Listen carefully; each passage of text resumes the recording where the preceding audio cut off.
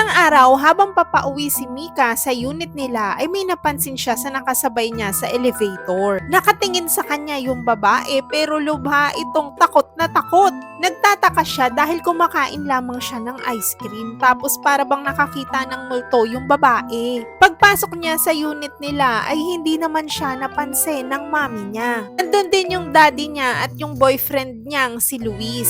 Pero ini-ignore lamang siya ng mga ito. Kaya naman dali-dali siyang pumunta sa harap ng salamin at laking gulat niya nang wala siyang makita doon. Naisip niya na kaya pala takot na takot yung babae sa elevator dahil wala siyang nakikita kundi yung ice cream lang. Agad niyang tinawagan yung boyfriend niya pero hindi siya nito marinig. Kinabukasan, akala niya magiging okay na. Nag-toothbrush siya pero tanging toothbrush lang ang lumulutang niyang nakikita sa salamin. At sapatos rin lamang ang nakikita niya na nagre-reflect dun sa mirror. Pag-akyat niya ng bus ay naipit nga siya dahil hindi naman siya nakita ng driver. Habang yung boyfriend niya ay nag-aalala na sa kanya dahil ilang araw na rin siyang nawawala. Pumunta ito sa park na lagi nilang pinupuntahan at nakita niya yung phone ni Mika. Hanggang sa hinawakan nga siya nito sa kamay at nakita niya na ng tuluyan si Mika. In-explain ni Mika na simula nung makita niya yung bracelet na yun at sinuot niya ay bigla na lang siyang nagiging invisible. Katapos nga niyang i-reveal ito sa boyfriend niya ay bigla na naman siyang nawala.